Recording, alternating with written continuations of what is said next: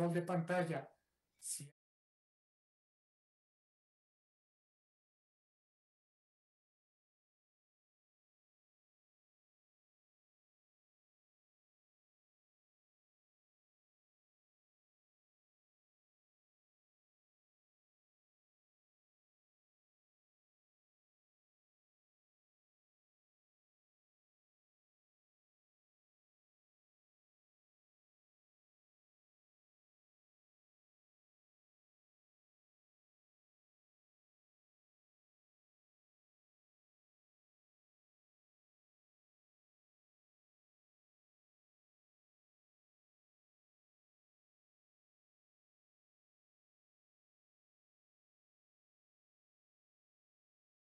Viejos.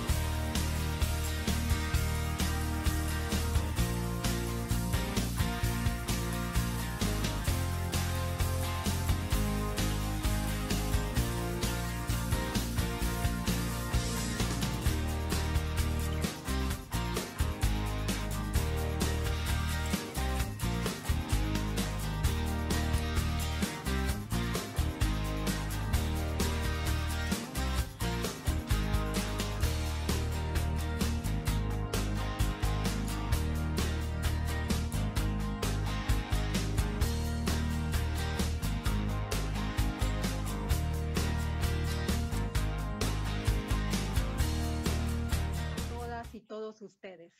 La Universidad Autónoma Metropolitana les da la más cordial bienvenida a la primera semana universitaria de bienestar comunitario y salud mental, respuestas ante la COVID-19. En esta ocasión abordaremos el tema de las perspectivas a futuro sobre el bienestar y salud mental en la UAM. Distinguidos participantes, alumnas y alumnos, académicas y académicos, autoridades universitarias, señoras y señores. Esperando que tanto ustedes como sus seres queridos estén gozando de buena salud, agradecemos su asistencia a este evento en línea en el que hablaremos sobre un tema sustantivo para la vida universitaria. Nos acompañan el doctor Eduardo Peñalosa Castro, rector general de la Universidad Autónoma Metropolitana. El doctor Óscar Lozano Carrillo, rector de la unidad Azcapotzalco. El doctor Rodolfo Suárez Molnar, rector de la unidad Coajimalpa. El doctor Rodrigo Díaz Cruz, rector de la unidad Iztapalapa. El doctor José Mariano García Garibay, rector de la unidad Lerma. El doctor Fernando de León González, rector de la unidad Xochimilco. Sean todos bienvenidos, todos procedentes de distintos campos del conocimiento, como pude notar, y una servidora, doctora en arquitectura, Dulce María García Lizárraga, profesora investigadora de la División de Ciencias y Artes para el Diseño de la unidad Xochimilco. A continuación, me dirijo a quienes hoy amablemente nos acompañan en vivo, para en caso de formular alguna pregunta o comentario, por favor acompañarla con su correo y el nombre del ponente al que va dirigida su comunicación, con letras mayúsculas, para que en caso de no darnos tiempo de pasarla en vivo, nuestros invitados puedan responder a través de este mecanismo. La dinámica de nuestra sesión consistirá en intervenciones de hasta 7 minutos, procurando dar respuesta a 2 preguntas. considerando 2 rondas de 7 minutos para cada uno. Cuando falte 1 minuto para concluir, aparecerá una lámina en pantalla y tiempo agotado en caso de que hayan transcurrido los 7 minutos. Sin más preámbulo, la primera pregunta es: ¿la pandemia nos ha enseñado algo respecto a los programas de bienestar y salud mental que tenemos en la UAM? Se iniciará la primera ronda por orden de presentación. Le cedo la palabra al doctor Eduardo Peñalosa Castro. Muchas gracias. Me siento muy bien, muy contento de estar en este conversatorio, que es muy importante. Agradezco a todos los presentes su participación en el mismo. Yo lo que diría ante esta pregunta es si la pregunta, voy a refrasearla, la pandemia nos ha enseñado algo respecto a los programas de bienestar y salud mental que tenemos en la UAM. Bueno, yo diría que hemos enfrentado al menos 2 contingencias ambientales, ¿no? Como fue el sismo de 2017 y ahora la pandemia. En ambas situaciones hemos dado respuesta a las situaciones más apremiantes. En el primer caso tuvimos diagnósticos, tuvimos atención interna, externa. También nos organizamos y trabajamos, hicimos brigadas, enviamos ayuda a los sitios del epicentro, me acuerdo de eso. Y bueno, atendimos las obras que lo requerían, porque en ese caso tuvimos que atender algunas obras y algunas de ellas todavía ni siquiera están concluidas, ¿no? Estamos en eso. Entonces hubo afectaciones. En ese caso, en términos de la salud mental, sí hubo una afectación como un síndrome de estrés postraumático y, bueno, depresión en algunos casos, problemas psicosociales en algunos casos, pero logramos en el 2017 superar esta emergencia, ¿no?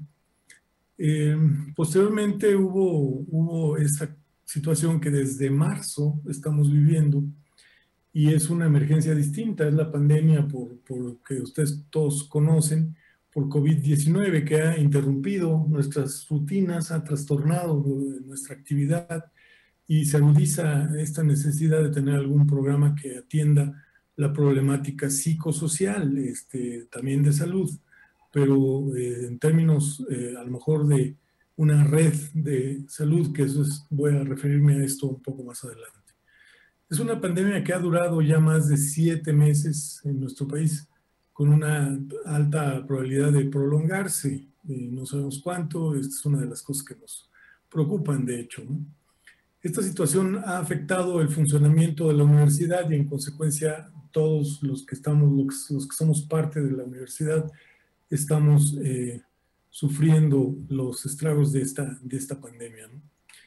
Sin embargo, bueno, la UAM encontró algunos mecanismos para seguir funcionando, no de la manera plena como quisiéramos, pero en términos académicos, en términos administrativos, nos hemos adaptado a esta situación que se nos vino encima.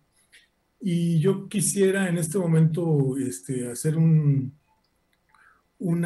reconocimiento de los grupos de la comunidad de la universidad, porque son altamente solidarios y además de esto tienen una disposición para la actuación, entonces para la actuación conjunta. Entonces esto se ha reflejado en varias cosas, ¿no? Una de ellas tiene que ver con el trabajo, con la continuación del trabajo en la contingencia y lo que implica esto de innovación educativa. Entonces, este es uno de los grupos que ha estado trabajando de una manera muy intensa. Voy a compartir una pantalla para esto. Sí, los niveles de impacto de este confinamiento, y bueno, yo tengo aquí un pequeño análisis, que es por un lado, bueno, la afectación básica, ¿no? O sea, que tenemos nosotros en el nivel económico, en el nivel de salud, en el nivel de la pérdida de personas cercanas. Este es uno de los niveles de afectación.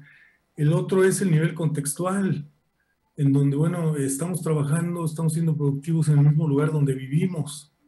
Algunos de nosotros tenemos que salir eventualmente y tenemos que trabajar en nuestros lugares originales de trabajo, pero en términos generales la gente vive, trabaja donde vive, y hay una ausencia de cambio en los espacios laborales y de descanso y esparcimiento. No hay cambio en los espacios, y bueno, las interacciones sociales se ven especialmente afectadas. Y yo siempre pongo el ejemplo de el caso de una familia que vivan en un espacio reducido, entonces tienen que estarse viendo las caras, tienen conflictos, tienen problemas de violencia, tienen problemas de depresión, de ansiedad, ¿no? Entonces, este es el segundo nivel. Y el tercer nivel que yo identifico en este momento, ¿no?, es el nivel de la estructura social. O sea, todas las personas tenemos un nivel de participación a nivel social, interacciones sociales, interacciones políticas y hasta también de poder, ¿no? Estos son algunas de los elementos que identifico y que pueden estar afectándonos, ¿no? Todos estos elementos producen temor, ansiedad, irritabilidad, depresión y violencia. Esto afecta en términos del estado de ánimo, el insomnio, los cambios en el apetito, por decir algunas cosas, ¿no? Yo creo que ahí tenemos algunas de las situaciones que afectan, y cómo afectan. Esto es muy importante. Claro que esto es una reflexión, no es una idea completa, digo, para que esto esté bien planteado y fundamentado, tendríamos que discutirlo, tendríamos que avanzar en la discusión si esto es importante. Entonces, bueno, ante el COVID, la UAM, ¿cómo es que reacciona?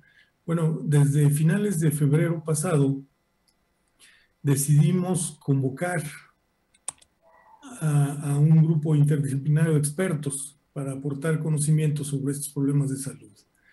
Las unidades, fue gente de todas las unidades, y estas unidades han tenido cohesión, y yo creo que esto ha sido algo muy, muy importante, que yo creo que ha tenido un impacto y una forma de organizarse.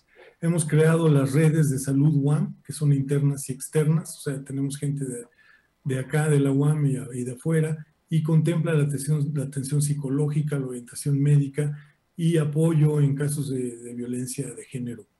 En este caso es la universidad, digamos que ha actuado.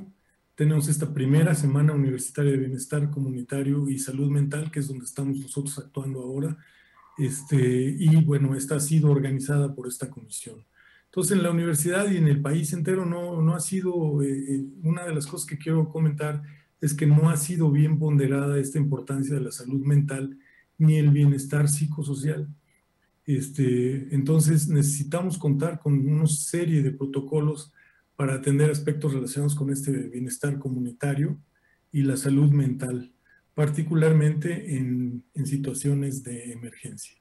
Esto es lo que yo comentaría al respecto. Gracias.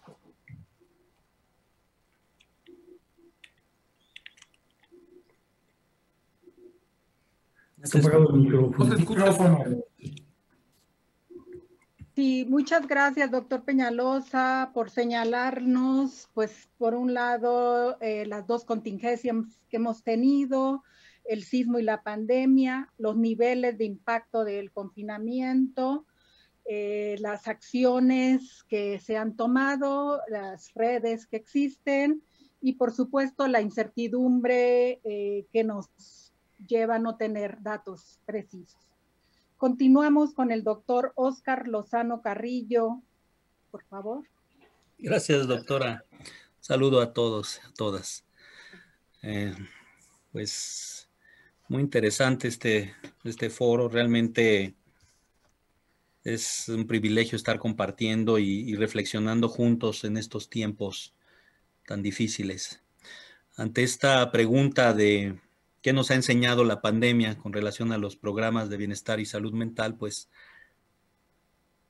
esto, ahorita lo estamos revisando, lo estamos reflexionando en el marco de una estructura fundamental de la gestión de una institución tan importante como la UAM. Antes, ¿cuándo lo hacíamos? Por decir algo. Creo realmente que el aspecto psicoemocional es ese gran continente que nos hemos percatado de cuán importante es. La pandemia nos ha mostrado, nos ha enseñado a visibilizarlo como la dimensión quizá más importante de lo que era la universidad presencial. Y si bien hay muchos elementos que ahorita nosotros distinguimos en un carácter emergente que hay que atender en cuestiones de estrés, de ansiedad, de violencia, de tristeza, etcétera, es yo creo que lo más importante a mi juicio el observar este apartado que la universidad daba. No solo la universidad, la pandemia nos ha mostrado una reflexión de carácter civilizatorio en todo el contexto político, social, económico de la humanidad, y que trasladado a la universidad pues se encuentra uno de los espacios, por supuesto, más importantes para revisarlo y reflexionarlo en dos ámbitos, en el propio de la autogestión y de la participación que todos y todas tenemos en un espacio tan importante como es la universidad, pero al mismo tiempo en torno a nuestra condición también de seres humanos. Somos partes de un gran sistema, ¿no? Hablar de el impacto de la pandemia en nuestros programas no se puede desligar del impacto que se está teniendo en la pandemia con relación al acto social. Y eso es sumamente preocupante. Y a mí me parece por eso tan relevante que ahorita lo estemos reflexionando.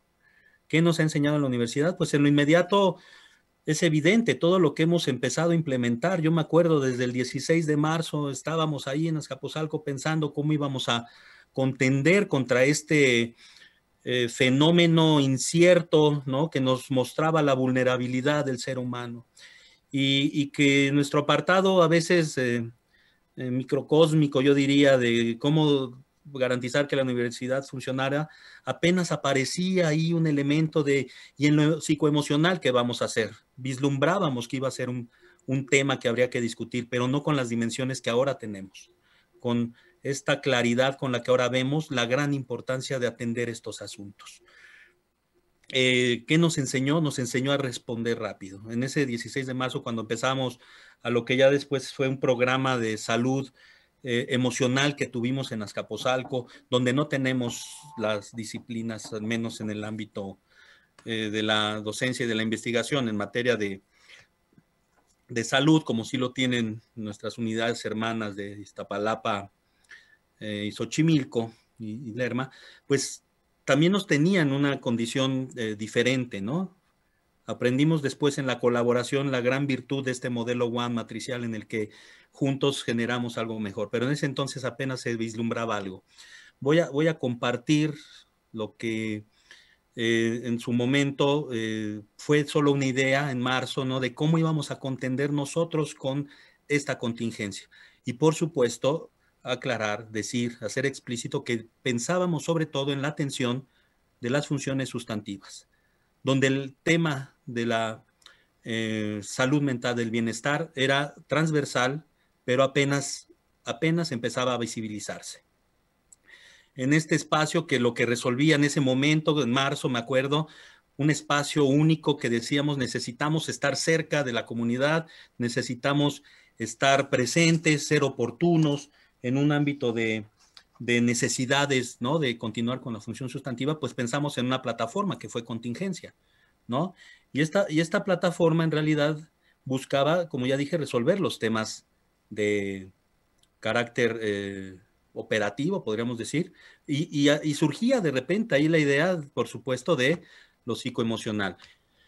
Surgió una serie de propuestas y sugerencias que se fueron convirtiendo en micrositios de atención y de cercanía con la comunidad.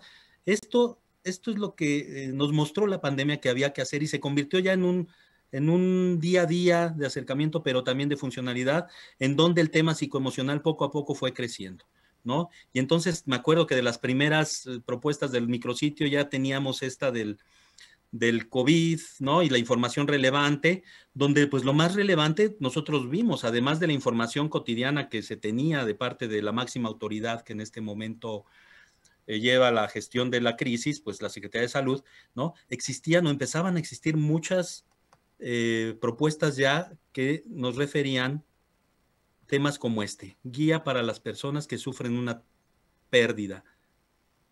O sea, ya empezaba a aparecer una participación importante de la institución acercando este tipo de información tan relevante para esta temática tan compleja que es lo psicoemocional, el bienestar, la salud mental. Y entonces empezamos con estas ideas que combinaban el ámbito particular de la docencia, de la investigación, con informaciones relevantes también en el ámbito del impacto que estaba generando la pandemia. Ya estaba ahí en la propia información que aparecía en nuestro micrositio.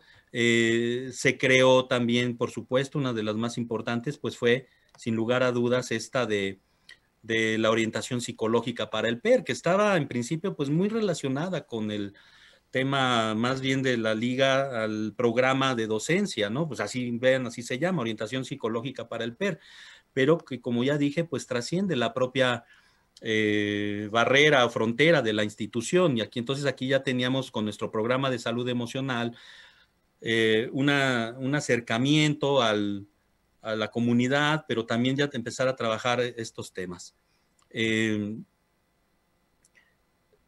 Esta plataforma ayudó muchísimo entonces en este acercamiento, pero lo que yo diría también que es relevante mencionar y que nos ayudó muchísimo en la respuesta que tuvimos o lo que nos enseñó la pandemia fue la colaboración. Esta gran comisión que se formó, que el rector formó en el tema inicial de cómo responder a la contingencia y que evolucionó hacia el ámbito también de una gran comisión que revisara los temas psicoemocionales y de bienestar para la comunidad, generó una gran comisión que hoy nos tiene, ya con esto termino, en la semana precisamente para el bienestar y la salud mental, la semana universitaria, en donde la colaboración ha sido formidable y es uno de los mejores programas que yo he visto en el marco de esta contingencia. Gracias.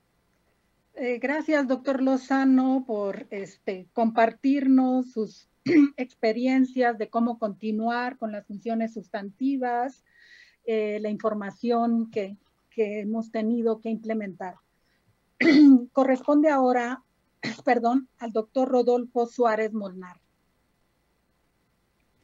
Hola, muy buenas tardes a todas y a todos. Muchas gracias por la invitación. Si bien creo que en algún sentido todavía es pronto para hacer una evaluación más completa de lo que ha ocurrido y de lo que falta por que ocurra, creo que es importante poder tener estos espacios para hacer un alto y poder reflexionar sobre temas de esta naturaleza. En términos generales, yo creo que la pandemia se ha puesto, igual que el sismo, ha puesto varios temas sobre la mesa, en particular sobre la suficiencia de los sistemas que tiene la universidad y en algunos casos sobre la necesidad de implementar otros. Quizá el momento más fuerte para nosotros, digamos, durante el desarrollo de la pandemia fue tomar la decisión de abrir, por ejemplo, cursos de tanatología que suponen una aceptación tácita, digamos, de la magnitud de lo que está ocurriendo en este momento. Evidentemente se mantuvieron todos los sistemas y se fueron implementando algunas medidas para que estos resultaran suficientes en temas de violencia de género, de apoyo psicológico y psiquiátrico, pero también de apoyo psicológico educativo, de nutrición, de sexualidad, en fin, incluso los propios talleres culturales. Sin embargo, yo pensando en las implicaciones que tiene, quisiera detenerme un poco en los propios términos por los que está convocado la mesa, y es justamente la idea de bienestar y salud mental. Me parece que abre una discusión importante con respecto a las implicaciones que ambos términos tienen.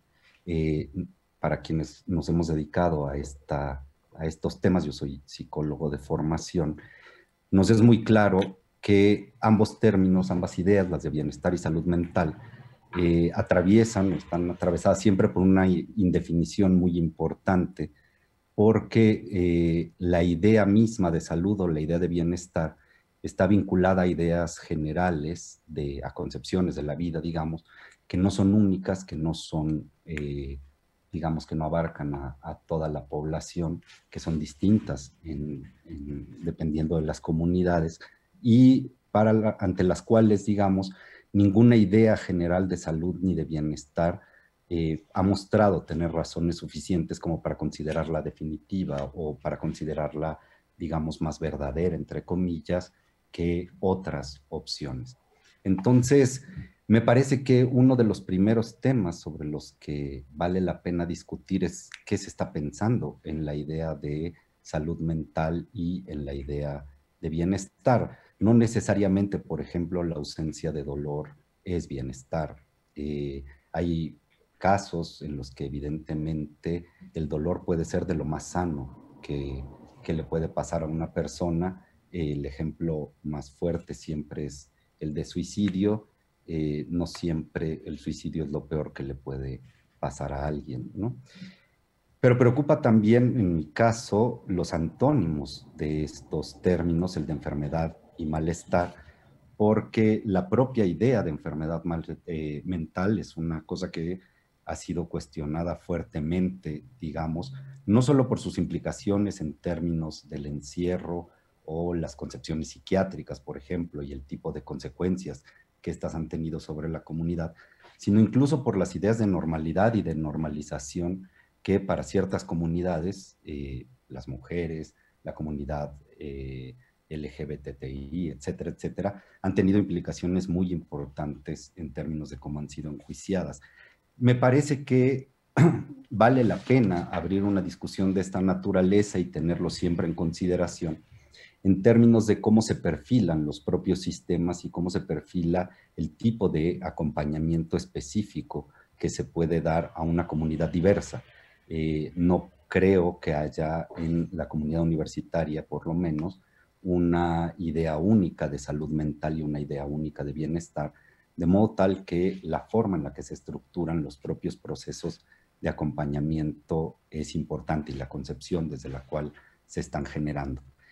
En ese contexto y pensando en qué nos ha enseñado, coincido, por supuesto, con Oscar en que la pandemia, digamos, va mostrando el carácter transversal de estos sistemas de acompañamiento y la centralidad que los mismos tienen en términos de las afectaciones que pueden generarse por distintas razones sobre las funciones sustantivas y en general sobre la vida de la comunidad.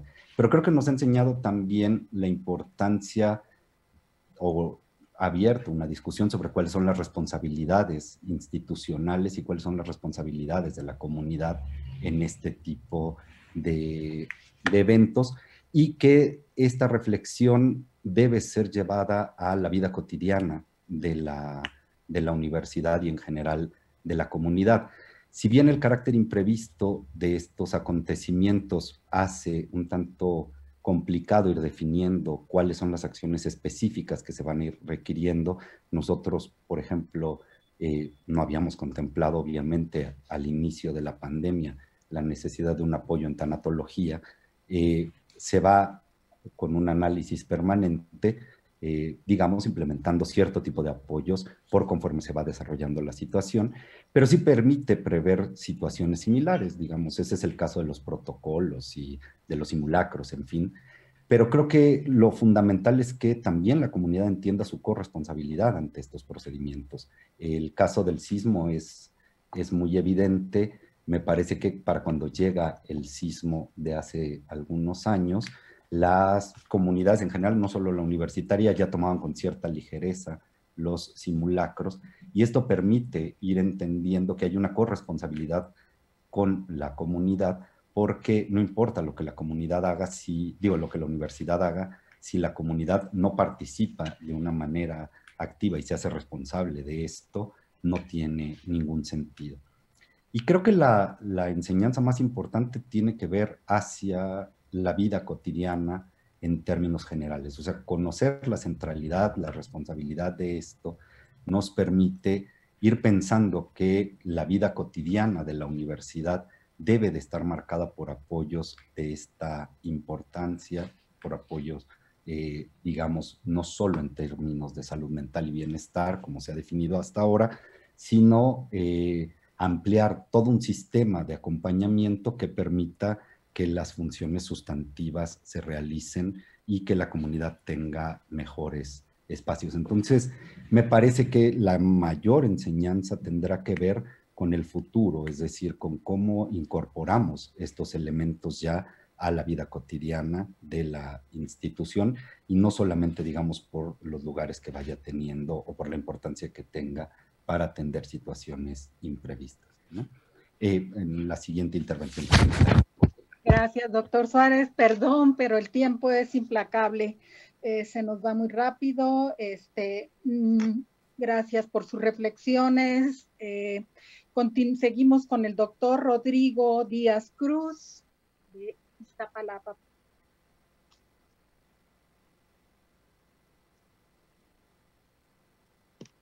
Perfecto. Vale, muchas gracias.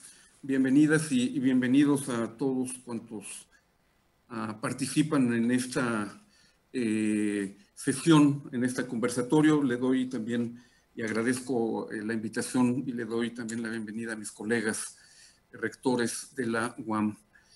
Comienzo señalando que ha sido un proceso continuo de aprendizaje. A propósito de la pregunta, hoy somos distintos a quienes fuimos en la segunda quincena de marzo, cuando inició la emergencia sanitaria.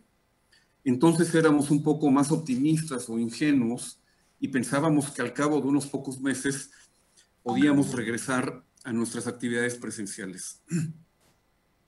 Lo que ignorábamos entonces, más o menos lo sabemos hoy, y lo que hoy nos es desconocido es probable que lo sepamos en el futuro. Así que la pandemia nos ha enseñado muchas cosas en un proceso que, por supuesto, no termina. La pandemia también nos ha mostrado que los nuestros son tiempos oscuros. Como ya se ha dicho en varias ocasiones, millones de personas han perdido sus empleos, la pobreza y la desigualdad se han avivado, la violencia de género se ha intensificado, las oportunidades para los jóvenes se desvanecen. El estado actual de las instituciones públicas de salud muestran cuán socavadas han sido en las últimas décadas. La irritante polarización política de nuestra circunstancia no contribuye a encontrar alivio y soluciones a las terribles dificultades que enfrentamos, mucho menos a ofrecer justificadas esperanzas. Los relieves del mundo se nos han tornado dudosos, profundamente inciertos, extraños. La COVID-19 nos ha producido, en términos personales, no solo una extrañeza del mundo, de las personas, de los objetos que nos circundan, también la extrañeza de nuestros propios cuerpos. Somos una amenaza para los otros, y los cuerpos de los demás, por más cercanos que sean, pueden constituir un peligro para nosotros. Cualquier estornudo, aunque sea el provocado por un exceso de pimienta, se ha convertido en un guiño de auténtico riesgo. Padecemos en carne propia una honda inseguridad existencial. Somos integrantes de una comunidad vulnerable y de aflicción. Por ello, la doctora María Elena Medina Moras, jefa del Departamento de Psiquiatría y Salud Mental de la UNAM, en la conferencia que impartió en esta semana nuestra, menciona que más que una pandemia estamos ante una sindemia, un neologismo que propuso el antropólogo médico Merrill Singer en los años 90, pues lo que estamos enfrentando, además de la COVID-19, son los terribles problemas sociales y personales que se han amplificado y que tornan más vulnerables a quienes ya lo eran y que han provocado un enorme sufrimiento. Y aquí vuelvo a la pregunta que se nos plantea, pues cuando nos referimos al bienestar y la salud mental, necesariamente debemos incluir al cuerpo. Es decir, al reflexionar sobre el tema debemos ser cuidadosos en no reproducir la dicotomía mente y cuerpo que tanto ha impregnado al pensamiento occidental desde hace varios siglos. En la conferencia que impartió esta semana la doctora y mezzosoprano Cintia Fragoso, jefa del proyecto Formación Musical de la UAM Xochimilco, se señala justamente la idea de que el canto salva vidas por este necesario entretejimiento entre cuerpo y mente. Veamos también el video que nos presentó la maestra Dioselina Laguna, tallerista de danza contemporánea, quien estuviera en Azcapotzalco y actualmente se encuentra en Iztapalapa, y que hace en colaboración con alumnas de ambas unidades, y que se titula precisamente Transmutación Corpórea. Y nos muestra este video exactamente lo mismo. En palabras de sus alumnas voy a citar: soy una humana perfecta bailando una danza imperfecta, baila con el corazón, moverme cuando me dicen que no debo de hacerlo es lo que me hace sentir viva todo el tiempo, conecta tu cuerpo con el alma, tu alma con tu mente, es la forma más sensata de enfrentar el miedo. Todo el universo tiene ritmo, todo baila. Al mismo tiempo, y no menos relevante, es lo que indicó también en su conferencia magistral la doctora Guadalupe Huacuz, que como sabemos es la titular de la Defensoría de los Derechos Universitarios. Dice Guadalupe: si no se presta la debida atención a los derechos humanos, cualquier inversión que se haga en salud mental será ineficaz. Los ataques a los principios universales de derechos humanos amenazan el entorno físico, político, social y económico, y socavan de manera activa el combate por una salud mental y un bienestar positivos. No puede haber salud mental sin derechos humanos para todos y para todas. Los programas de bienestar y salud mental que tenemos en la UAM, en consecuencia, han de pensarse integralmente y en múltiples direcciones. Por ello, no es casual, por las mismas razones, el taller de arte terapia en épocas de COVID que impartió Tania Lobnitz, auspiciado por Coajimalpa, o los conciertos de música en la unidad Lerma con Roberto Aimes, maravillosos. Entonces, juego, performance, música, danza, pintura deben formar parte de todo programa de bienestar y salud mental, no menos que el cultivar los derechos humanos. Por lo tanto, pensar en los programas de bienestar y salud mental han de incluir necesariamente a las actividades que nuestra universidad habitualmente desarrollan las coordinaciones de extensión universitaria. Cabe además hacer aquí una pregunta con la que concluyo esta primera intervención. ¿Cómo hacer de la función docencia que ahora se ha realizado a través del PER, pero también la pregunta cabe para su modalidad presencial, cómo hacer de la función docencia una actividad que suscite, que provoque bienestar y salud mental? Esa es una pregunta que yo creo que tendríamos que plantearnos también, y no solamente hablar de los programas de bienestar y salud mental, digamos, fuera de las funciones sustantivas. Creo que tienen que estar claramente insertas estos programas en las funciones sustantivas. Y en la segunda intervención hablaré de la coordinación de servicios integrados para el bienestar, COSIF, en Iztapalapa. Gracias. Gracias a usted, doctor Díaz Cruz, y por las atinadas referencias también a los conversatorios de esta semana y por las reflexiones propias. Ahora le cedo la palabra al doctor José Mariano García Garibay. Muchas gracias, muy buenas tardes a todos, colegas, rectores, a la doctora Dulce María García y desde luego a todos quienes están atentos a esta mesa. Pues creo yo, atendiendo esta pregunta, ¿no? De qué hemos aprendido de esta pandemia, qué nos ha enseñado. Yo creo que los aprendizajes, como bueno, ya de alguna manera se ha comentado aquí, son múltiples y son complejos. Creo que podemos partir desde los aprendizajes individuales, desde lo que cada uno de nosotros hemos tenido que confrontar ante una incertidumbre que bien lo decían en los primeros días de marzo, no teníamos idea de la magnitud que esto acarrearía. Yo quisiera recordar la epidemia de influenza que hubo en 2009, que pues en algún momento parecía amenazante y en realidad, bueno, pues sí tuvo consecuencias, desde luego, en salud. Hubo algunas personas fallecidas, pero no tuvo la magnitud que ha tenido esta pandemia y que seguramente en nuestro imaginario estaba aquel recuerdo de 2009, que por cierto, entre paréntesis, quiero decir, fue en medio de la aprobación de la unidad Lerma de la UAM. Estábamos, recuerdo, en algún colegio académico en donde se discutía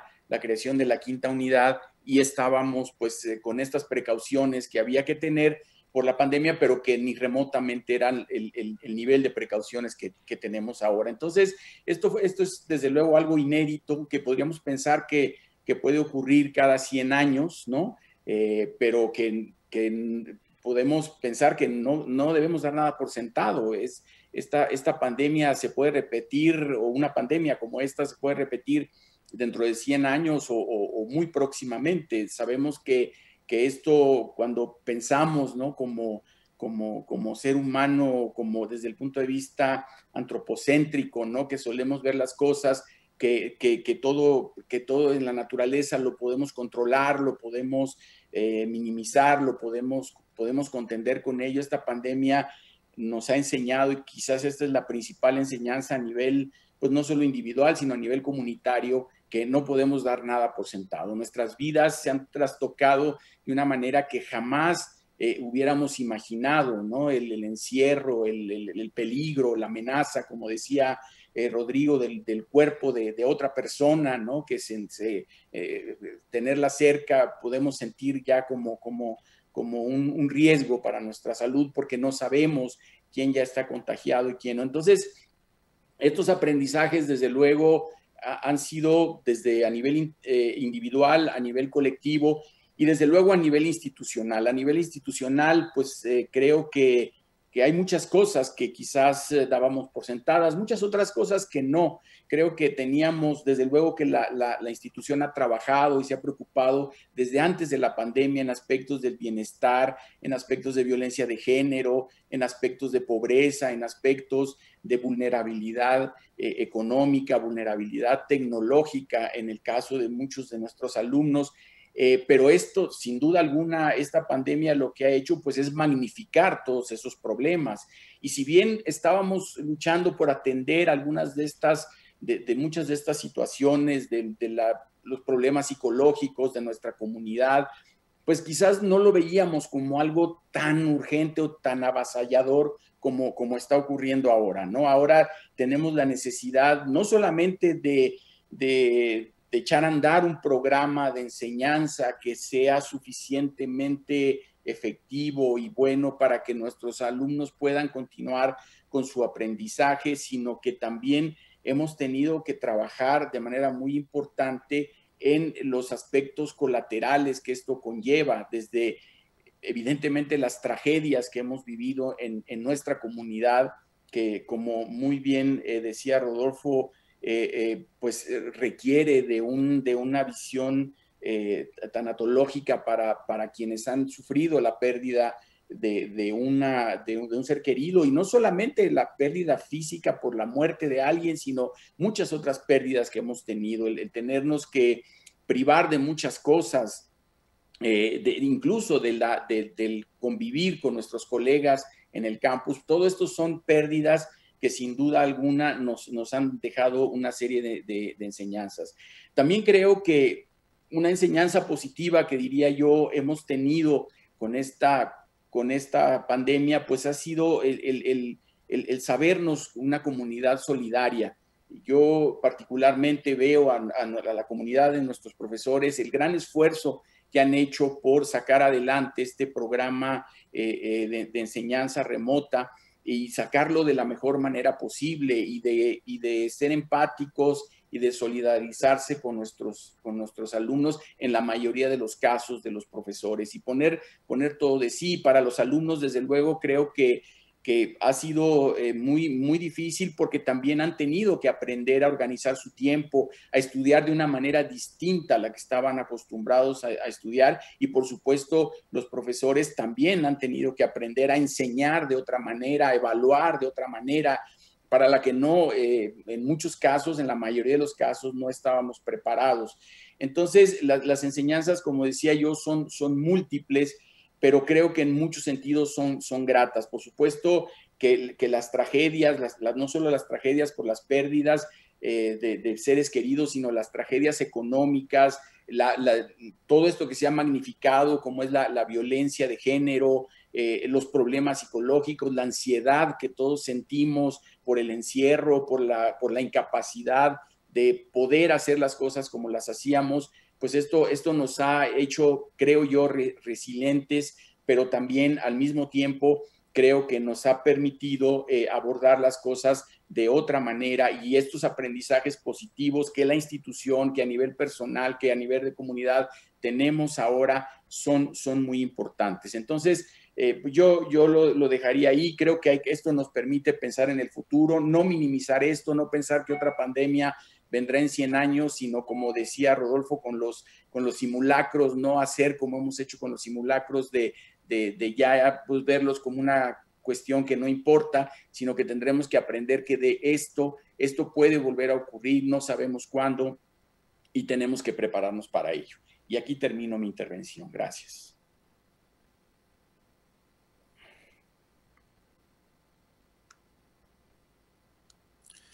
Tiene apagado el micrófono, doctora. Perdón. En efecto, no podemos dar nada por sentado. Es difícil hacer planes de muchas cosas, incluso sencillas. Pero bueno, vamos a continuar, y ya para finalizar esta ronda, cedo la palabra al doctor Fernando de León González de Unidad Xochimilco. Adelante, doctor. Sí, gracias, doctora Dulce María. Pues realmente muy breve, siempre la X le toca al final, salvo raras excepciones. La Junta Directiva ahorita hizo una excepción y la primera entrevista que tuvo con los rectores fue con Xochimilco. Eso se agradece. Pero ya estamos acostumbrados de tener en vecindad a Lerma en el colegio académico. Yo retomo lo dicho por el rector de Coajimalpa, el doctor Rodolfo Suárez, en el sentido de que quizá es demasiado temprano para hacer un balance de las consecuencias de esta pandemia en nuestra institución, pero también en nuestro país y en el mundo, ¿no? En medio de eso yo recojo lo que quizá como una síntesis, lo que han dicho varios rectores, en el sentido de que lo que nos ha dejado como enseñanza la pandemia es que la UAM es una institución bien construida, bien organizada y con instituciones dentro de la institución que son muy sólidas, como es el colegio académico. Creo que nos tardamos 3 semanas en la invención que nos propuso el doctor Peñalosa del programa emergente de educación remota, y realmente muy rápido nos pusimos a trabajar para una cierta normalidad dentro de la contingencia, ¿no? Creo que eso es algo muy positivo. Los consejos académicos funcionaron, las iniciativas, hay una iniciativa, por ejemplo, de inclusión y accesibilidad, justamente propuesta por académicos, en donde usted está, pues tuvo su curso normal, ¿no? Creo que eso es súper positivo para la universidad. Yo encuentro que también hay otras enseñanzas muy importantes y que tienen que ver con la insuficiencia y las grandes lagunas que deja el estar trabajando en un monitor. Yo aprecio que hay un cansancio ya muy grande del profesorado, pero también de los alumnos, y especialmente un profesorado que se sitúa en un promedio de edad entre 60 y 65 años, en donde este trabajo a partir de la tecnología realmente está resultando abrumador. Y aunque haya habido muchas recomendaciones para dosificar el tiempo, pues tenemos ahí efectos muy, muy fuertes, ¿no? Me llama la atención que, por ejemplo, en Xochimilco, esta red de apoyo psicológico después cambió a nombre de apoyo universitario. A mí me reportan que ha tenido en realidad pocos accesos por parte de la comunidad de alumnos y de trabajadores, y eso pues nos debe plantear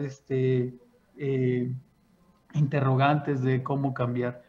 Y con esto termino. La otra enseñanza es que nuestros servicios de bienestar son mínimos. Realmente a mí me parece que, por ejemplo, en las unidades tenemos cafeterías subsidiadas, pero tenemos servicios médicos y ahí se debe de incluir la parte de salud mental, que realmente son mínimos, son sumamente limitados, y creo que esto tendría que llevar a repensar a la universidad de cómo asignamos nuestros recursos para dar atención a lo que realmente es importante, ¿no?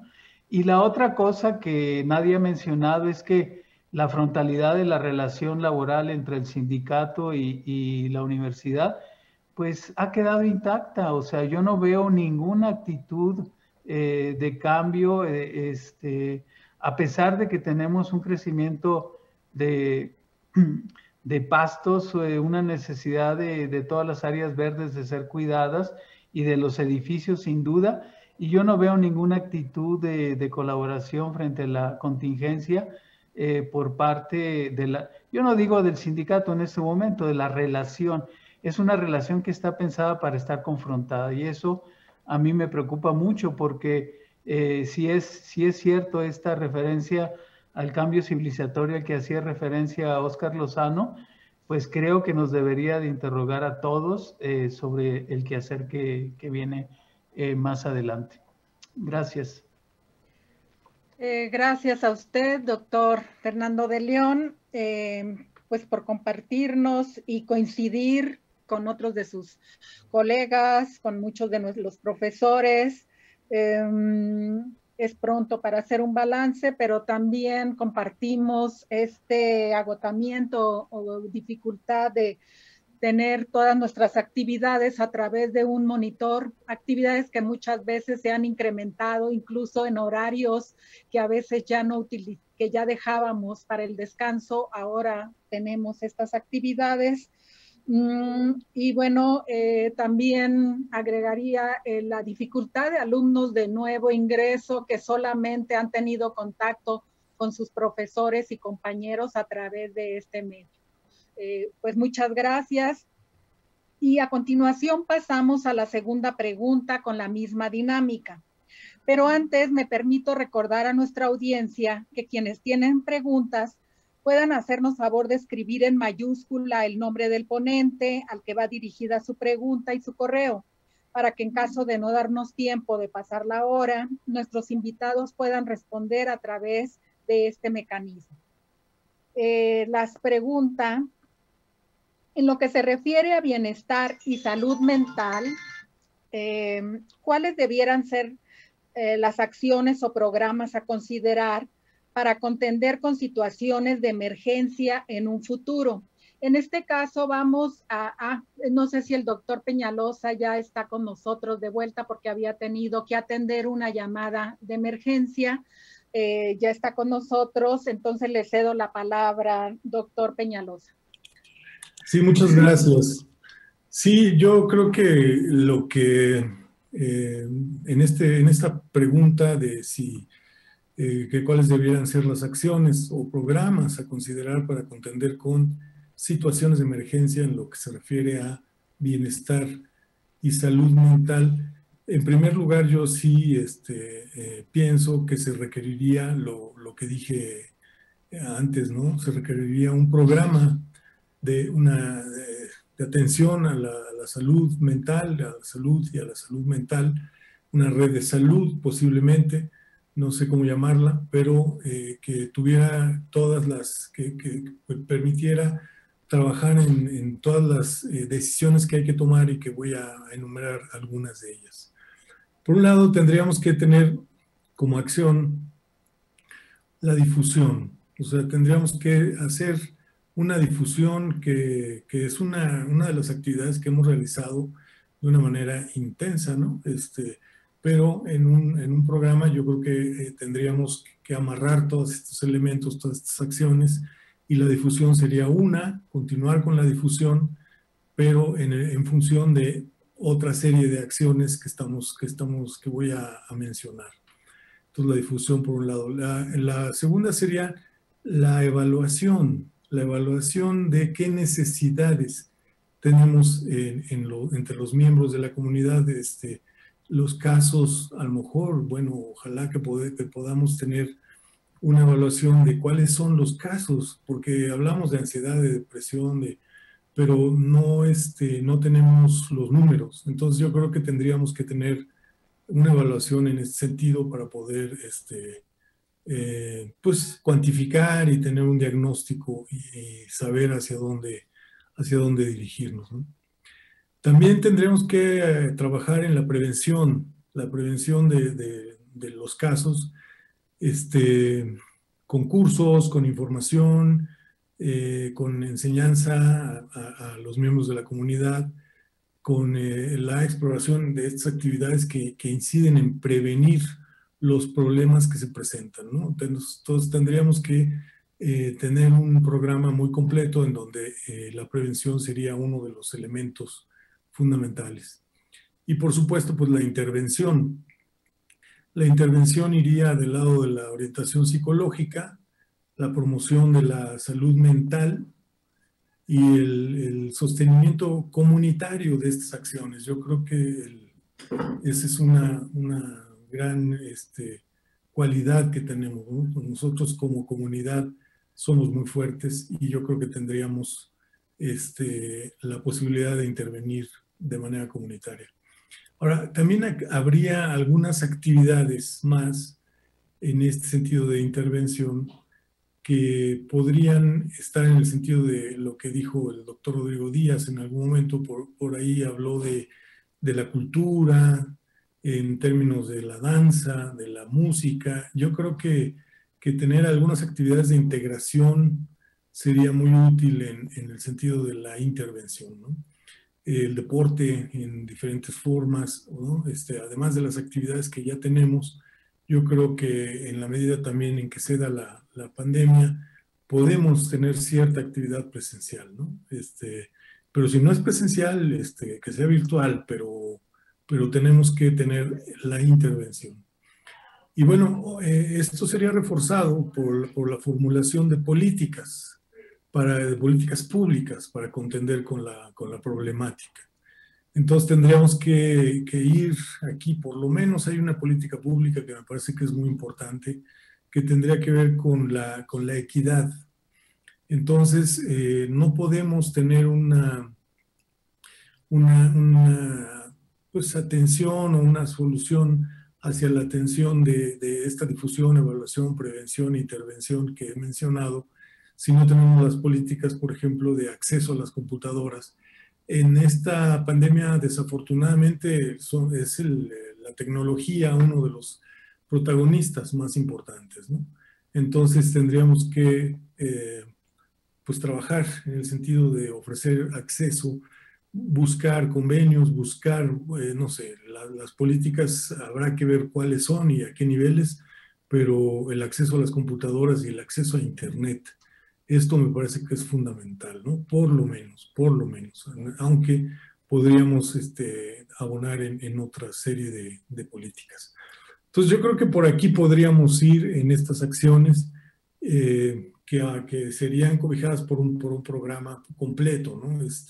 Habrá que ver bajo qué condición podemos nosotros hablar de un programa de salud, si es una red, si es qué es exactamente qué es y cómo puede incursionar entre la normatividad que nosotros tenemos. Por otro lado, bueno, quiero solamente manifestar un amplio reconocimiento a mis colegas rectores por la sensibilidad que han mostrado y en todas las unidades. Yo creo que esto ha sido muy importante, y por la solidaridad que han mostrado respecto de esta serie de temas. Entonces, muchas gracias y con esto concluyo. Gracias. Gracias, doctor Peñalosa, por compartirnos sus reflexiones sobre la evaluación, prevención, intervención, y en efecto coincido, somos una comunidad muy fuerte, lo hemos estado demostrando. Ahora le cedo la palabra al doctor Óscar Lozano Carrillo. Gracias. Pues creo que esto que ha mencionado el rector general es sumamente valioso, porque es, digamos, el formato explícito de lo que la universidad ha venido haciendo como respuesta a esta crisis.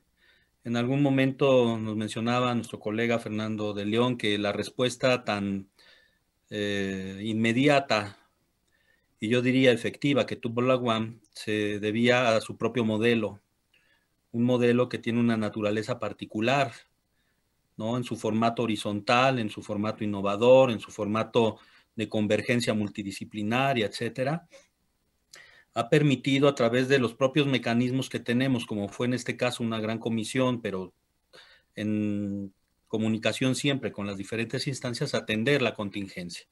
A 3 semanas de que surgió, teníamos ya una respuesta muy importante, como lo fue el PER, que incluso se ha convertido en un referente ya de estrategias ante la pandemia.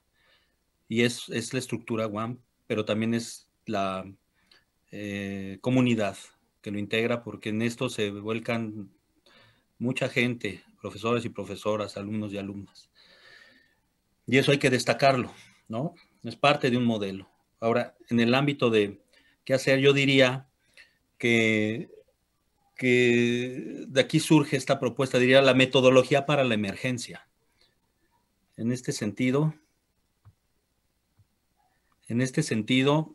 tenemos ya una metodología para la emergencia, pero estamos en una esquizofrenia de cuánto avanzar o no, cómo se generan estos programas. Creo que ya lo tenemos.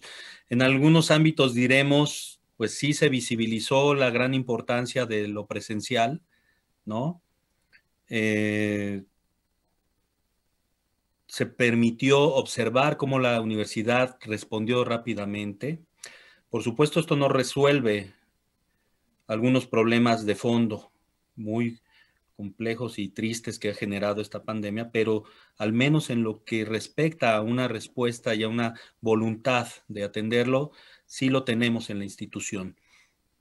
He de decir que en ese sentido creo que la UAM ha resuelto el formato de participación. Esta gran comisión interinstitucional de prevención ante la contingencia, ¿no? Ante la pandemia del COVID, está trabajando en este formato universitario que permite, a manera de un programa o a manera de diversas posibilidades, o sea, esta comisión, por ejemplo, que empezó a trabajar hace pocas semanas, ya generó una metodología tan interesante que ofrece en esta misma semana, del 26 al 30, ofreció una serie de actividades de diversa índole, talleres, conferencias, eventos culturales, muy potente.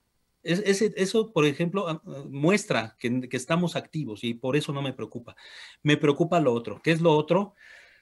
Pues es esta emergencia en la que estamos, ya dije yo, esta como esquizofrenia de hacia dónde vamos. Estamos discutiendo, y lo dicen bien Rodolfo, Fernando, aquí se menciona, todavía no tenemos conciencia de qué significa esto, pero no sé si algún día la vamos a tener. Todavía no resolvíamos reflexivamente los temas de la posmodernidad, del postestructuralismo, solamente como un formato de decir que todo lo que no era modernidad, pues era, llamémoslo posmodernidad. Todavía no resolvemos cuestiones muy profundas de carácter filosófico de la propia civilización, y en esto Rodrigo tiene mucha experiencia, y ya tenemos que resolver qué es esto de la pandemia. Yo no sé si lo vamos a resolver, no sé si tendremos tiempo de resolverlo, lo que sé es que la universidad ha respondido. Y en ese sentido yo destacaría 2 o 3 dimensiones que tenemos que tener muy claras para lo que sigue. Una de ellas es este choque cultural, que es muy fuerte y que parece emergente. Estamos en un stand-by de esperar a que pase esto y tal vez no va a pasar. Entonces estamos en esa esquizofrenia, insisto. Y eso al interior de la institución está generando problemas muy serios. Porque entrarle a la tecnología como le entramos, sí, permitió resolver muchas de nuestras necesidades, pero ha roto, ha impactado de manera muy fuerte en algunos miembros de nuestra comunidad. La adaptación que se está teniendo está costando mucho trabajo, sobre todo en el ámbito académico. Y eso todavía no lo hemos medido, no lo hemos analizado con la profundidad que esto requiere. Yo no, insisto, no sé si lo vamos a lograr, pero lo pongo como un punto a resolver en esta reflexión que vamos a tener, que tener, porque por un lado está lo estructural que ya está, comisiones, un programa, etcétera, pero por otro lado está la reflexión que nos lleva a la autoorganización, a nuestro carácter pleno de ejercicio de autonomía. Y en ese sentido, ¿qué vamos a hacer con este choque cultural que están generando las tecnologías?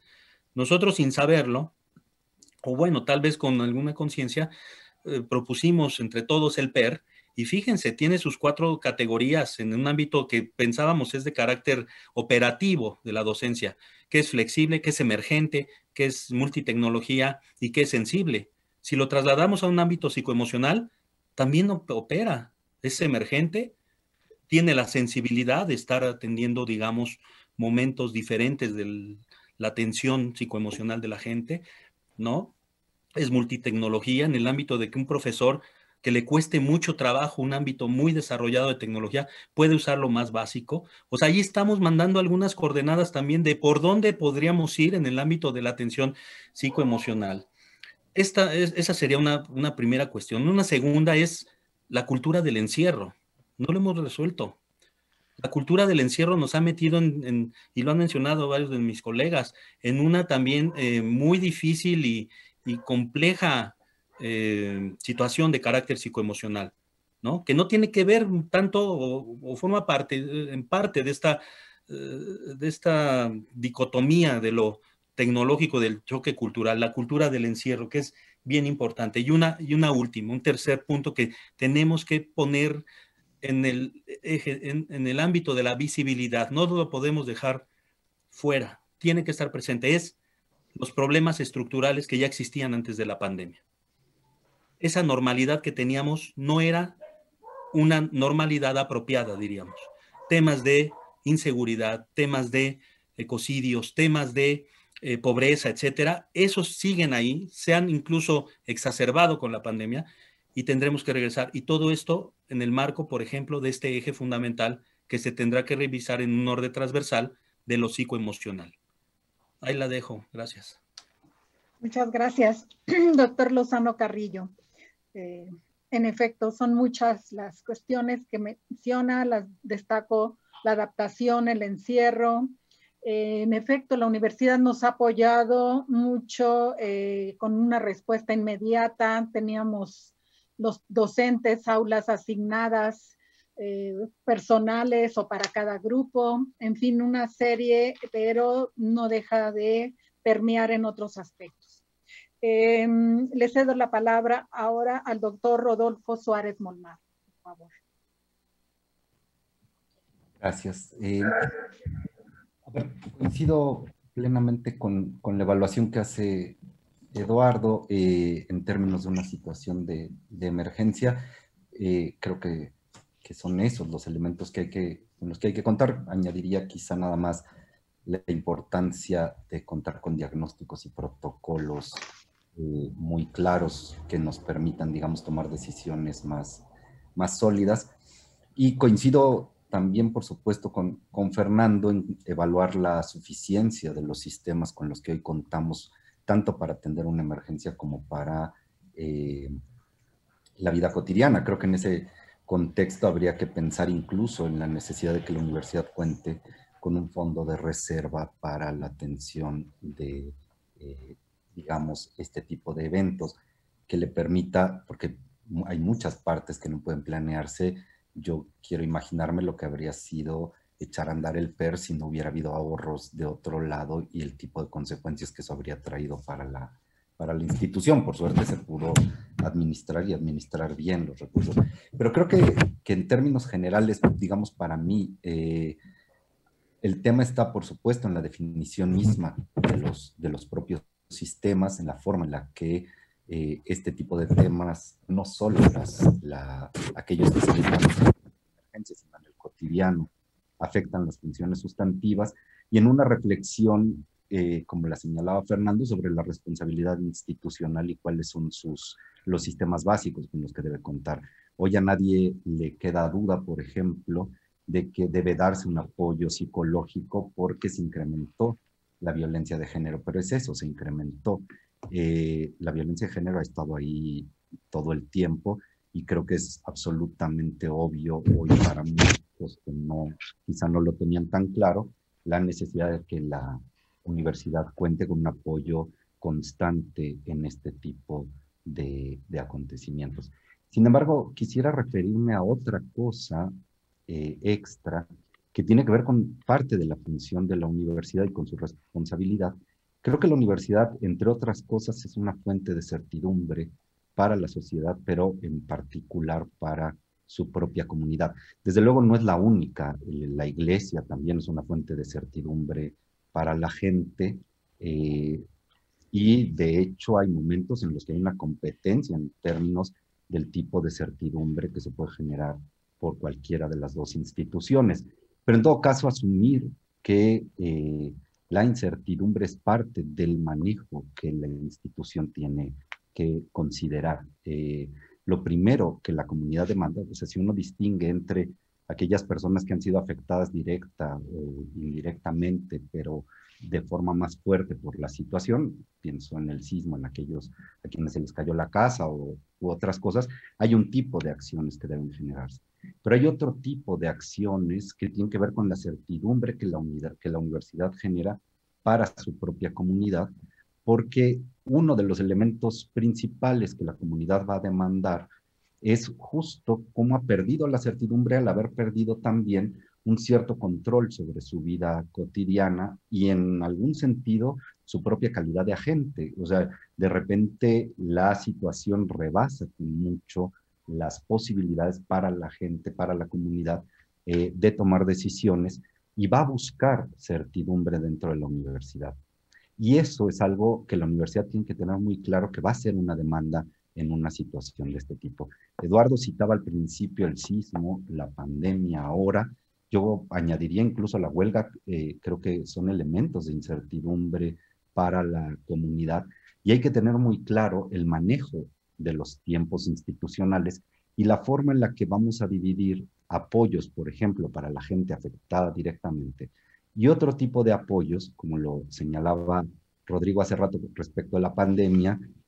En el sismo ocurrió algo muy similar, el miedo de la gente cuando los espacios que normalmente eran seguros se convirtieron en espacios de inseguridad. De repente la casa, que es el espacio en donde la gente cree que ya acabó el problema de inseguridad, vamos a suponer social, y que normalmente se siente segura al llegar a casa, de repente se convierte en una amenaza. Y hay que trabajar con ese miedo, por ejemplo, en la vuelta a las instalaciones. Yo creo que uno de los temas más fuertes para la universidad va a ser ir entendiendo cómo vamos a volver, o sea, cómo vamos a administrar el miedo y qué tipo de elementos van a generar certidumbre en la gente, en la comunidad, al volver a las instalaciones. Pero hay otro tipo de miedos que se fueron generando. La implementación del PER resuelve, por ejemplo, una serie de cosas y digamos, la educación a distancia ha ido resolviendo ciertos temas que se generaron con la pandemia. Pero a la vez abrieron otro tipo de incertidumbres, ¿no? Para una parte de la comunidad, por ejemplo, cuáles son sus capacidades, como lo mencionaba Eduardo, cuáles son las capacidades que la comunidad tiene para poder atender realmente educación en línea, cómo logro una educación a distancia, digamos, que sea efectivamente equitativa, pero también hay otro tipo de miedos que uno puede ir encontrando ya en la gente sobre cuánto vale mi educación ahora. O sea, ¿vale lo mismo la educación presencial que la educación en línea? En el caso de las universidades norteamericanas es muy evidente que la gente que apostó por universidades, por ejemplo, de gran cartel, hoy se está cuestionando, se metió en una deuda gigantesca para poder pagar Harvard o yo qué sé qué, y hoy se está preocupando por cuánto vale esa educación después en el mercado laboral. Y ahí hay un trabajo importante de la institución para poder ir dando certidumbre y para poder ir generando un piso. Entonces, me parece que, y para cerrar, más allá de acciones específicas, etcétera, el manejo de los tiempos institucionales y el manejo de, digamos, muchas de las incertidumbres que se van generando para una comunidad, es fundamental que la institución lo tenga claro y creo que eso es la mayor parte de la responsabilidad que recaerá y está recayendo sobre la universidad, ir pudiendo mandar mensajes de mucha claridad que permitan, entre comillas, no normalizar la vida, pero sí dar un cierto tipo de respuesta a estos temores. Eso es todo. Gracias, doctor Suárez. y también todo es muy importante lo que nos ha compartido, pero destaco algo que es lo de la casa. Usted decía, en el sismo no era la seguridad que quisiéramos, y ahora la casa es nuestro espacio, además de todo lo que hacíamos, nuestro espacio académico, escolar, de trabajo, etcétera. Le añadimos. Bueno, ahora le cedo la palabra al doctor Rodrigo Díaz Cruz. Sí, muchas gracias. Quiero retomar un señalamiento que hizo el doctor Mariano García Garibay, porque ciertamente, aunque de modo desigual, la UAM ha ido desarrollando capacidades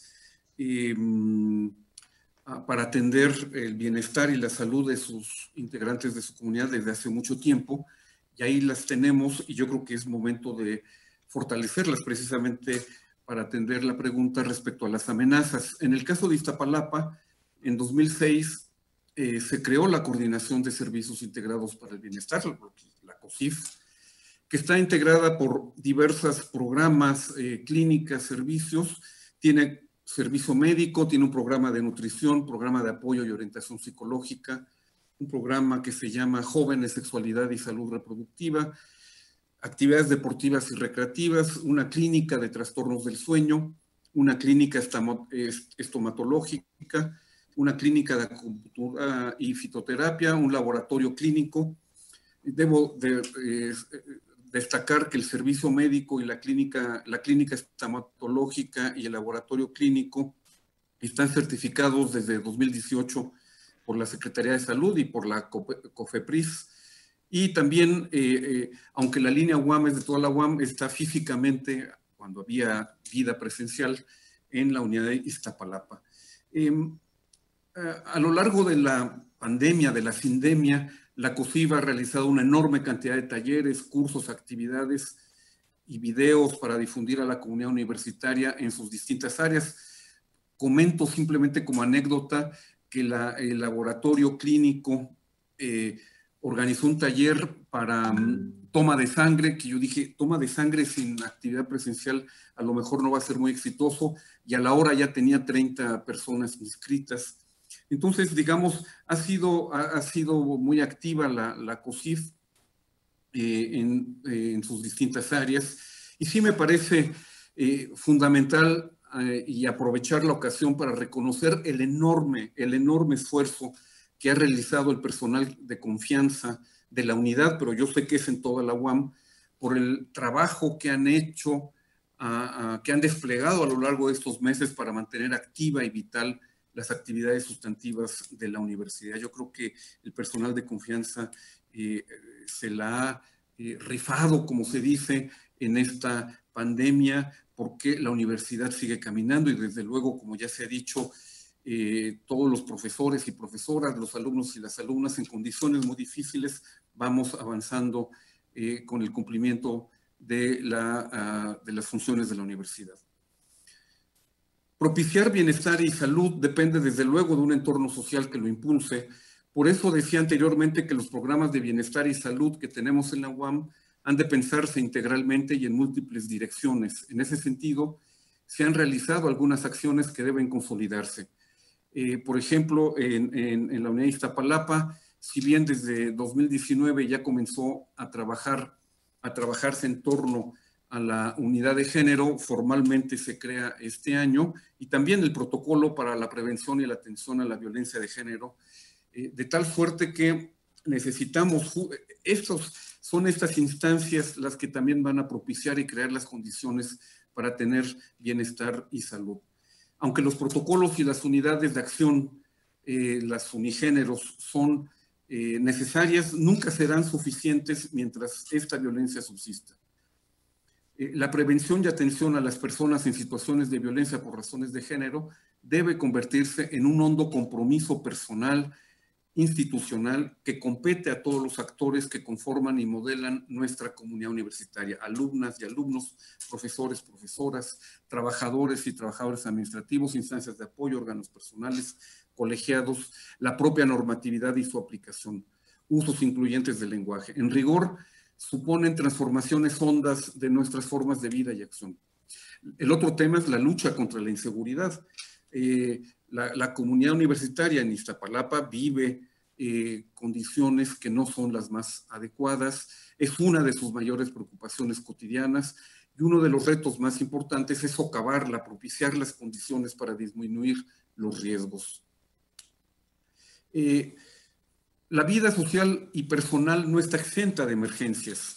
Desde los infaustos terremotos como los de septiembre de 2017 o el de 85, hasta tener que soportar las terribles experiencias que se han vivido en estos meses, por ejemplo, de duelo sin cuerpo, sin acompañamiento cercano, como bien lo señalaba el maestro Arturo Ramírez en su exposición en esta semana de Bienestar y Salud Mental de la UAM. Tenemos que reconocer que ninguno de nosotros está exento de estas emergencias y mucho menos la vida social. Estamos siempre vivimos en una situación de incertidumbre. Tenemos que aprender a contender con todas las emergencias y las amenazas. Tenemos que aprender a movernos en la incertidumbre. Tenemos que aprender a movernos con la incertidumbre. Y creo que la universidad, ya lo señaló Rodolfo, la universidad constituye un hogar para aprender también eso, al mismo tiempo que es una fuente de certezas, o se ha convertido en una fuente de certezas, que nos puede ayudar a cómo gestionar el miedo. La universidad constituye, creo, un hogar para aprender a vivir y a tratar con las incertidumbres, como bien lo señaló el doctor Eduardo Peñalosa, y yo retomo los retos que también planteó el doctor Oscar Lozano, reflexionar sobre el choque cultural, sobre la cultura del confinamiento o del encierro, los problemas estructurales que todavía tiene la universidad y que están presentes y quizás se han vivificado en la unidad, pero también retomo el argumento de Mariano García Garibay. Somos una comunidad solidaria como comunidad universitaria y el doctor Fernando de León nos planteó el problema del confrontar las relaciones laborales. Ese es quizás uno de los problemas centrales que tenemos, de tal suerte que tenemos todavía muchos retos enfrente, pero tenemos muchos recursos, capacidades, habilidades para enfrentarlos. Gracias. Gracias a usted, doctor Díaz Cruz. Ahora le cedo la palabra al doctor José Mariano García Garibay. Muchas gracias. Bueno, voy a compartir una pantalla donde presento algunas de las acciones que se han realizado. No sé si se alcanza a ver, creo, ahí espero que se esté viendo adecuadamente. Bueno, estas son de las acciones que se han tomado en la unidad Lerma, pero no son exclusivas de la unidad Lerma. Cada unidad ha tomado acciones semejantes y a nivel institucional toda la UAM en su conjunto se ha esforzado por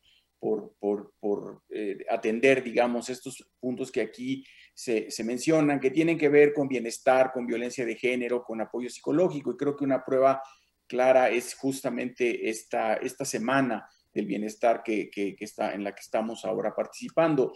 En la unidad Lerma en particular, pues se ha hecho difusión a través de las redes sociales de la unidad sobre los servicios y contactos de apoyo psicológico, no solo al interior de la UAM, sino hacia el exterior también de organismos gubernamentales que pueden brindar apoyo. Hemos tenido muchas actividades remotas de entretenimiento, foros como a nivel de la unidad, encuentros, mesas de discusión, etcétera, que tienen que ver con diferentes aspectos culturales, por ejemplo, o también relacionados con salud mental, con violencia de género. Se ha hecho una difusión amplia, aún en estos tiempos de pandemia. Se venía haciendo ya desde que aprobamos en el Consejo Académico el protocolo y la ruta de atención para la violencia de género, pero particularmente también durante este confinamiento le hemos dado amplia difusión.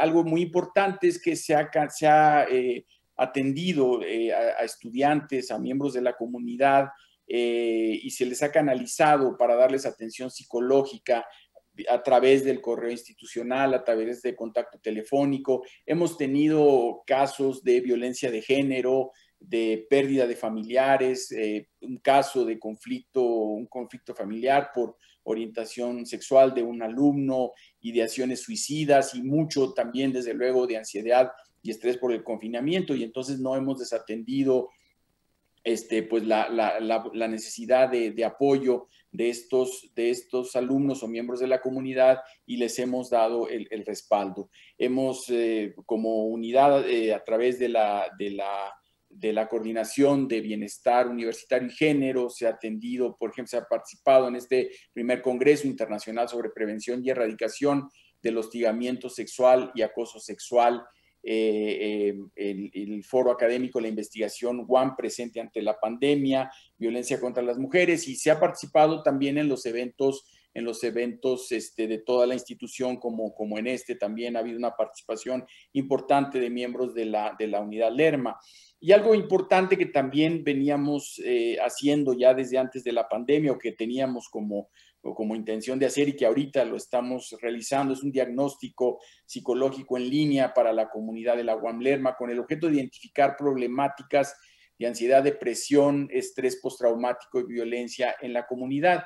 Y esto, como lo decía yo en mi primera intervención, no es algo que no hayamos hecho antes, lo estábamos haciendo, pero el hecho de que todos estos problemas se magnifiquen con la situación que estamos viviendo, pues ha hecho que esto sea mucho más apremiante, y entonces hemos tratado de darle un particular énfasis, darle un particular seguimiento a estas cuestiones, y creo que esto es lo que tendremos que seguir haciendo a futuro, cuando regresemos a la normalidad, como quiera que ésta sea, en el momento en que sea, pues tendremos que seguir atendiendo esto, no solo por las secuelas que puede dejar esta pandemia, esta forma en la que hemos estado conviviendo, en la que hemos estado aprendiendo, sino por la vida diaria, por todos los retos, todas las otras pandemias que tenemos, ¿no?, en nuestra sociedad, a nuestro alrededor, la inseguridad que ya se mencionó aquí, que es terrible, que también aquí en los alrededores de la unidad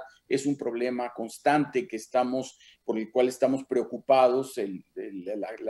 Nuestra comunidad, en cuanto sale de la unidad, pues se puede enfrentar a problemas de todo tipo de violencia en el exterior, y es algo con lo cual tendremos que seguir contendiendo. Y desde luego la violencia de género, todas estas cuestiones que no desaparecerán, que seguirán ahí, que muy probablemente en algunos casos se intensificarán por diversas razones, tendremos que seguir trabajando en ello. Y finalmente, bueno, quisiera decir que, bueno, todo este esfuerzo que se ha hecho creo que ha sido importante como parte de esta primera pregunta del aprendizaje. Hemos resuelto cosas, se han resuelto cosas importantes. Por ejemplo, una de las primeras preocupaciones que empezamos a atender como institución era cómo atender los órganos colegiados, cómo hacer esta vida colegiada, y creo que se resolvió de una manera muy, muy eficiente a través de esta decisión que tomó el propio colegio académico de poder sesionar vía remota. Y no solamente lo hicimos para atender estos momentos de emergencia, sino también se hizo para futuro, es decir, se nombró una comisión en el colegio que trabajó en cómo atender ahora, ¿no?, con esta modernidad o posmodernidad, como decía Oscar, cómo ver nuestros órganos colegiados, y para ello pues ya se planteó una modificación a nuestro reglamento de los órganos colegiados para poder sesionar de otras formas. Y lo mismo se puede decir desde luego de la educación, este PER que nos ha traído nuevas formas de trabajar, nuevas formas de pensar el trabajo académico, digamos, los elementos pedagógicos que tienen que estar atrás de esta forma de trabajar, en donde no todo está resuelto. Creo que, como ya lo dijo Oscar también, la UAM atendió muy bien este problema de la docencia remota. Hemos quizás sido un modelo dentro de las universidades en nuestro país y quizás fuera también, de cómo logramos contender con este problema de la enseñanza remota, pero no tenemos ni remotamente todo resuelto. Es decir, hay todavía problemas que no sabemos cómo atender, como los talleres, los laboratorios, que todavía siguen siendo una asignatura pendiente para poder darles la misma calidad que un alumno aspira, digamos, a tener en nuestra universidad. Entonces, estas son todavía tareas en las que tendremos que pensar viendo hacia el futuro. Y con esto termino. Muchas gracias.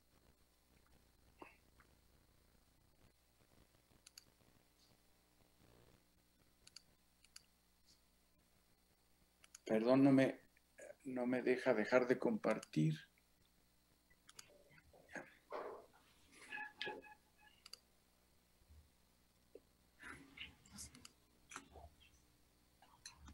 Sí, perdón también. Muchas gracias, doctor García Garibay. Ahora le cedo la palabra al doctor Fernando de León González. Ahí está. Pues para coincidir con los colegas, creo que la UAM tiene que profundizar el acompañamiento de su comunidad universitaria. Creo que lo ha hecho bien y creo que lo puede hacer todavía mejor. Y esto implica esta circunstancia de que la vida de la comunidad pues no es exclusiva el tiempo que está en las instalaciones o el tiempo que está en el estudio, es el mundo que ha cambiado, el mundo familiar que se ha transformado, con nuevos duelos sobre todo, de todo tipo, no solamente de pérdidas de personas, sino también duelos en el sentido de precariedades económicas sobre todo, ¿no? Entonces creo que fuimos vistos como, efectivamente, como una institución que respondió de manera oportuna. Yo diría que del PER no nos quedemos nada más con la parte técnica, sino que rescatemos del PER la flexibilidad. Eso me parece fundamental.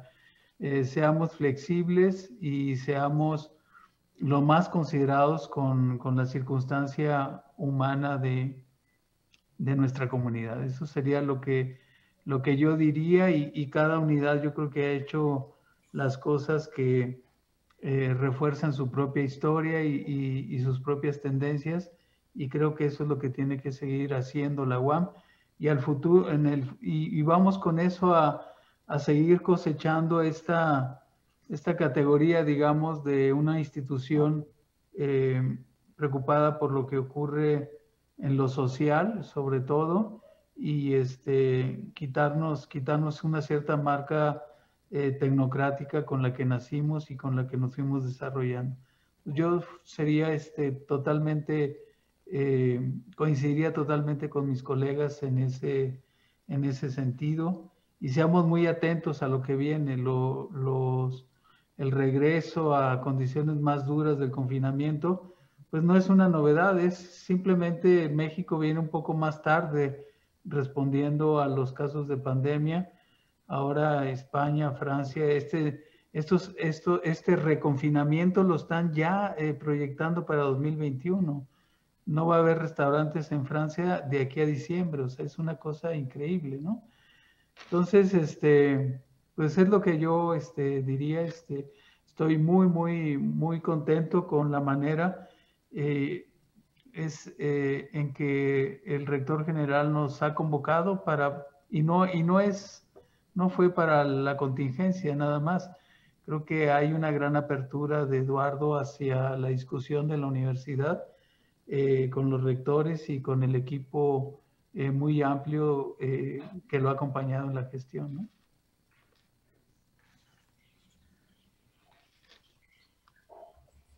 Sí, no sé si ya concluyó, doctor de León. Sí, con eso termino. Muchas gracias. Y bueno, aunque hay poco tiempo, trataremos de dar respuesta a algunas preguntas del público y trataré de leer algunos comentarios. Una disculpa, los tengo acá en el celular. Vamos a ver cuáles se han enviado. Verónica Zarco Ordóñez, felicidades a los rectores por este tipo de conversatorios, son de mucha importancia para la universidad. Adriana Otal, para todos. ¿Cuántos compañeros o compañeras docentes, estudiantes, trabajadores de la UAM han muerto por COVID-19? Gracias. Y leo otra también de Adriana Otal. Estimado doctor de León, gracias por mencionar la relación con el sindicato. Nos da miedo decir las cosas como son. No en todos lados están se está cumpliendo con las funciones sustantivas en la UAM. Yo ahorita lo dejo hasta aquí. Si quiere el doctor, alguien comentar algo, perdón, alguno de los doctores. Si sabemos cuántos compañeros, compañeras han muerto por COVID-19.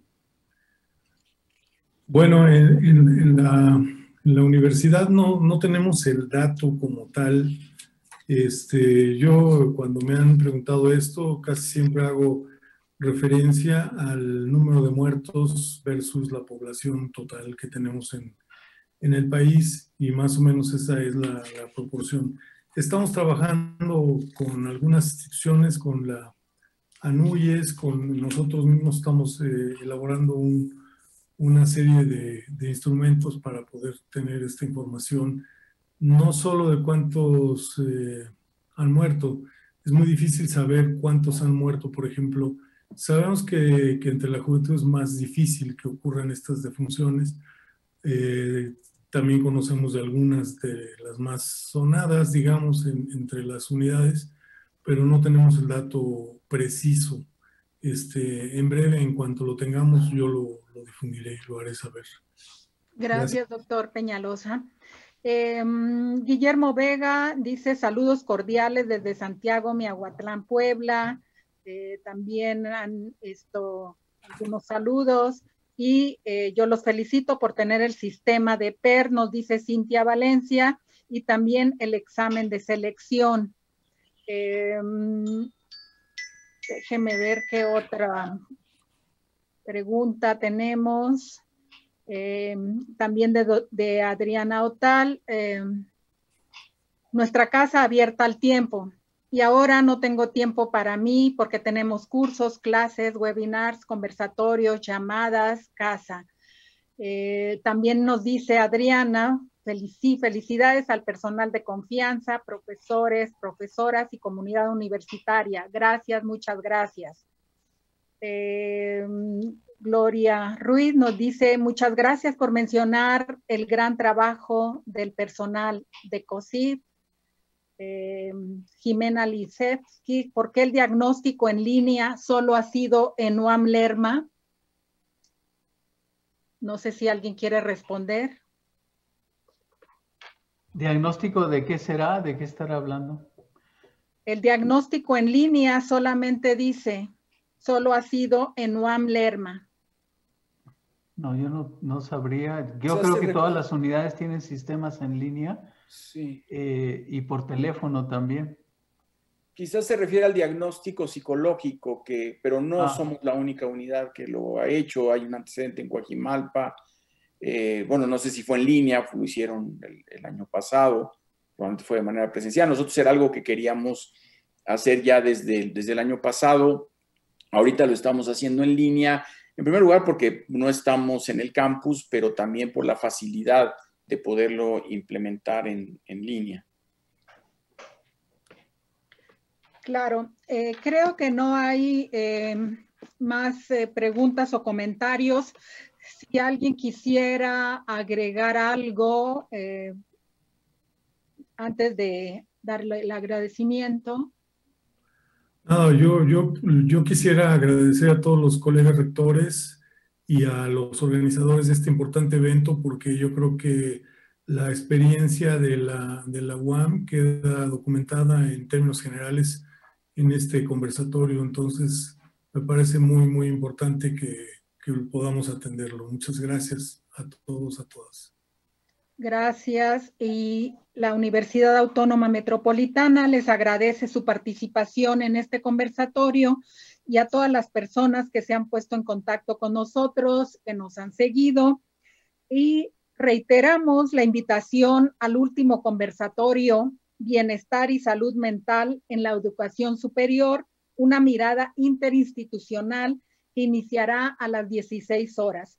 De forma personal me atrevo a hacer un reconocimiento también a los y las organizadoras de este evento, a los moderadores, moderadoras y excelente que hayan sido también estudiantes. Creo que hicieron una gran labor como moderadores y moderadoras, los estudiantes en especial.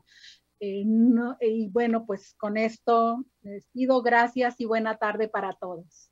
Muchas gracias. Luego, un abrazo, colegas que le deben. Doctora, muchas gracias.